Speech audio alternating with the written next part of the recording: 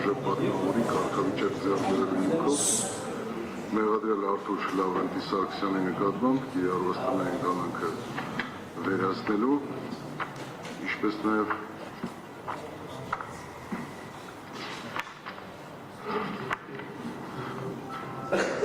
որպես խափան միջոց կիրառված գրավ 25 միլիոն դրամի չափով խափան միջոցը կամ վերացնելու կամ նվազեցնելու, լսելով վարքի մասնակիցների կարծիքը դատանը հանգեց հետևյալին։ Նախ դատանը արձանագրում է հետևյալը, որ դատանի վարքում է գտնում քրեական վարորդը ըստ մեղադրանքի Արթուր Լավրենտի Սարգսյանի եւ մյուս մեղադրյալների թվով ևս 17 անձի Հայաստանի Հանրապետության քրեական օրենսգրքի 43-308 հոդվածի առաջին իմաստով, 43-419 հոդվածի առաջին իմաստով։ Սույն քրեական վարորդը գտնվում է հիմնական դատալսումների փուլում։ 2026 թվականի մայիսի 21-ին դատանի որոշմամբ Արթուր Լավրենտի Սարգսյանի նկատմամբ որպես խափան միջոց կիրառված տնային կալանքի ժամկետը երկարաձգվել էր 2 ամիս ժամկետով մինչև 2026 թվականի օգոստոսի 8-ը անփոփոխ թողնելով համակցված կիրառված գրավը 20 միլիոն դրամի չափով 25 միլիոն դրամ դատանան չվանը դա բարիպակ է ընդունում ենք դատանը արձանագրում է նաև հետևյալը դատանը նաև ուսումնասիրեց պաշտպանի կողմից միջնորդության մեջ բերված Վճռաբեկ դատանի 2024 թվականի մայիսի 14-ի ՍԴ 00660121 որոշումը, ինչպես նաև սահմանադրական դատանի ՍԴ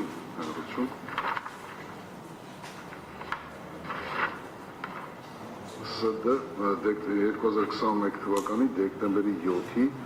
թիվ ՍԴՕ 1619 որոշումները դատանը արձանագրում է հետևյալը, որ Արթուր Լավրենտի Սարգսյանը 2026 թվականի հուլիսի 21-ին ձեռք է բերել Հայաստանի Հանրապետության ազգային ժողովի Նյու Յորք գումարման պատգամավորի կարգավիճակ եւ Արթուր Սարգսյանը դատանը նաև արձանագրում է, որ պատգամավոր է եղել նախորդ 8-րդ գումարման ազգային ժողովի պատգամավոր է եղել, որը գործում է, այսինքն անընդհատության սկզբունքով գործում է մինչև 2026 թվականի օգոստոսի 2-ը, այսինքն անընդհատությունը չի խախտվել։ 2025 թվականին գլխավոր դատախազի միջնորդության հիման վրա ազգային ժողովը զրկել է Սարգսյանին, Արթուր Լավրենտի Սարգսյանին պատգամավորի անձեռնափոխությունից եւ Սահմանադրության 90 հոդվածի առաջին մասի համաձայն ազգային ժողովը, ինչպես որ գիտեք, ընտրում է 5 տարի ժամկետով, երկրորդ մասը սահմանում է, որ հերթական ընտրությունների դեպքում նորընտրի ազգային ժողովի լիազորությունները սկսվում են նախորդ գումարման ազգային ժողովի լիազորությունների ժամկետի ավարտման օրը, նիստերի ազգային ժողովի առաջին նստաշրջանի բացմամբ։ Դատանը ուրեմն նաև արձանագրում է, որ 90 հոդվածի երկրորդ մասը գործում է ազգային ժողովի որոշակի սկզբունքով, նորընտրի ազգային ժողովը սկսում է իր գործունեությունը, ունի լիազորությունների դադարեցման օր, որը տվյալ դեպքում Արթուր Սարգսյանը ըստ էության դադարելու ունենալ չի կարող, ազգային ժողովի կարգավիճակն ունեցել է եւ ունի մինչև 8-րդ գումարման ազգային ժողովի մասին է, մինչև 2026 թվականի օգոստոսի 2-ը հետևաբար Սահմանադրական օրենքի եւ կարգավիճակների համաձայն Արթուր Սարգսյանի հանրային քրեական հետապնդումը իրականացնելու նրա նկատմամբ ազատության հետ կապված խափան միջոց կրելու անձնախլությունը նախկինում հաղթահարված է եւ կրկին դրա անհրաժեշտությունը ոչ թե անհրաժեշտությունը, այլ կրկին հաղթահարելու այդպիսի անհրաժեշտություն առկա չէ եւ այն հիմքով, որը որ պաշտպան Վարդևանյան դուք նշում եք, որ հուլիսի 21-ին ձեռք է բերել պատգամավորի կարգավիճակ եւ այդ հիմքով պետք է խափան միջոցը իրարվաստանային կալանքը վերացվի, դատարանի կողմից ընդունելի չէ, դատարանը նաեւ մեջբերում չկատարեմ,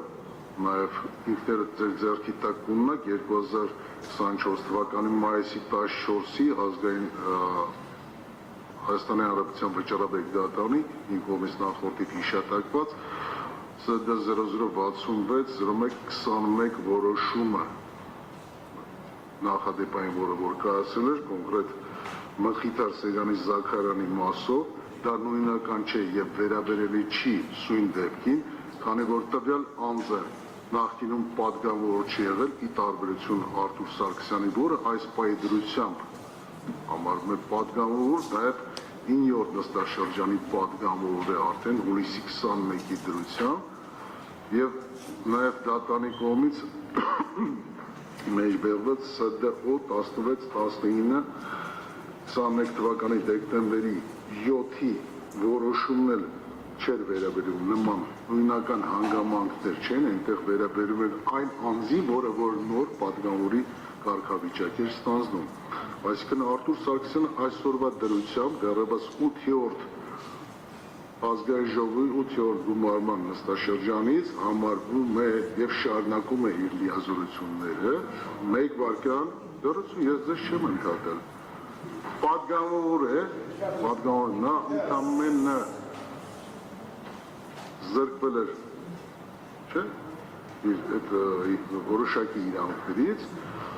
եւ դատարանի կողմից անընդունելի է, այսինքն դատարանը հիմնավոր չի համարում ձեր այդ պատճառաբանությունը, որ սույն հիմքով, այսինքն 2026 թվականի հուլիսի 21-ի դրությամբ, այսինքն պատգամավոր դառնալու հիմքով վերջինս ենթակա է տնային կալանքից ազատման։ Այս հիմքը դուք կարող եք հետագայում բնականաբար, քանի որ օգոստոսի 8-ին է լրանում Արթուր Սարգսյանի տնային կալանքի ժամկետը, ես ձեզ ՍԴՕ 16-19-ին ասում է բնականon գործունեությանը մասնակցել։ Ես ձեզ չեմ ընդհատել, ես չեմ ավարտել ես։